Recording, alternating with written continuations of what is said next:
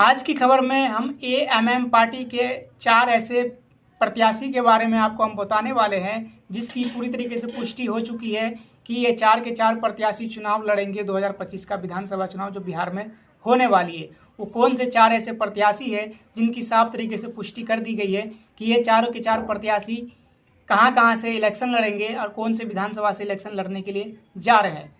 तो दोस्तों आज इन 4 प्रत्याशियों के बारे में बात करेंगे, कौन से 4 प्रत्याशी और कौन कौन से विधानसभा से चारों प्रत्याशी चुनाव लड़ेंगे, उनका नाम बताऊंगा और उस विधानसभा का नाम बताऊंगा। अस्सलाम वालेकुम, जय हिंद दोस्तों, मैं मोहम्मद साकिब, आप देख रहे हैं लाइव साकिब ऑफिशियल मीडिया।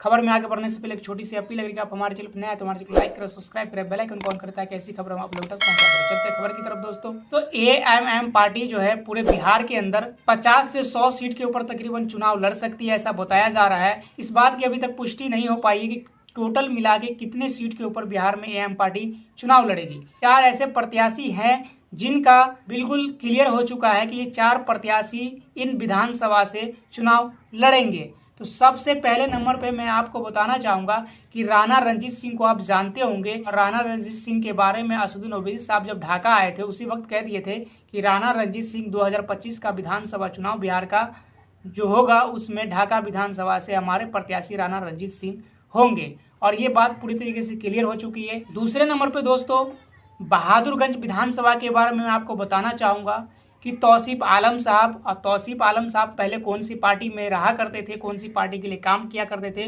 वो सब बात आपको मालूम है। लेकिन 2025 का विधानसभा चुनाव जो बिहार में है उसमें एएमएम पार्टी के तरफ से चुनाव लड़ेंगे तौसीफ आलम साहब, जो कि बहादुरगंज विधानसभा से प्रत्याशी बने हैं।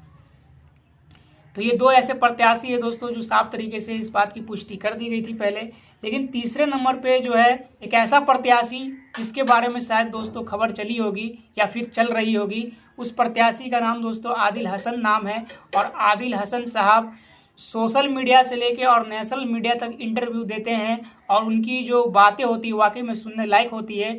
और आदिल हसन साहब को एएमएम पार्टी ने प्रत्याशी 2025 का बनाया है, वो भी बलरामपुर विधानसभा से आदिल हसन साहब प्रत्याशी बने हैं एएमएम पार्टी का, और वहां से आदिल हसन साहब चुनाव लड़ेंगे 2025 का। इसमें देखना होगा कि आदिल हसन साहब को बलरामपुर की जनता कितना पसंद कर रही है और एएमएम पार्टी का क्या परचम वहां पे लहरा पाएगा या नहीं लहरा पाएगा, ये तो दोस्तों आने वाला वक्त बताएगा। लेकिन एएमएम पार्टी ने बलरामपुर से आदिल हसन साहब को अपना उम्मीदवार बनाया है।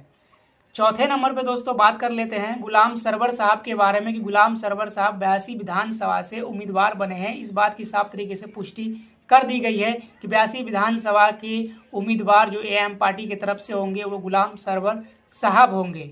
और गुलाम सरवर साहब असदुद्दीन ओवैसी साहब को आने से पहले ही बहुत सारे मेहनत कर चुके थे अपनी विधानसभा के अंदर, और इस बात को देखते हुए नज़र में रखते हुए असदुद्दीन ओवैसी साहब ने साफ तरीके से क्लियर कर दिया कि 82 विधानसभा के अंदर जो है हमारा उम्मीदवार गुलाम सरवर साहब होंगे। तो ये 4 ऐसे प्रत्याशी हैं जिनकी साफ तरीके से पुष्टि हो चुकी है। इसमें कोई शक की बात नहीं, कोई शोभा की बात नहीं है कि ये प्रत्याशी को टिकट मिलेगा या नहीं मिलेगा। दोस्तों जब घोषणा हो चुकी है, जब इस बात की पुष्टि हो चुकी है, तो ये 4 के 4 प्रत्याशी को चुनाव लड़ने के लिए टिकट मिल सकती है एएमएम पार्टी की तरफ से।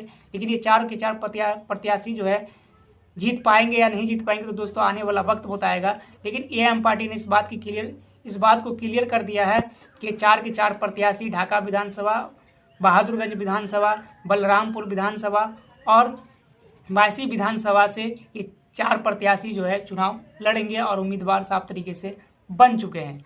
तो अब इन चारों प्रत्याशियों को अपने अपने विधानसभा के अंदर मेहनत करने की ज़रूरत है। इन चारों प्रत्याशियों को अपने अपने विधानसभा के अंदर जो है ज़्यादा से ज़्यादा लोगों को जोड़ सके, ज़्यादा से ज़्यादा लोगों तक पहुंच सके और उनकी समस्या को जान सके और जीतने के बाद उनकी समस्या को ख़त्म कर सके। आपकी क्या राय है कि जिस तरीके से 4 प्रत्याशी का साफ तरीके से नाम घोषणा कर दिया गया है, क्या ये 4 प्रत्याशी 2025 के विधानसभा चुनाव में जीत मिल सकती है इनको? ये राय आप हमें कमेंट बॉक्स में जरूर बताइएगा। इस वीडियो को दबा के शेयर कीजिएगा।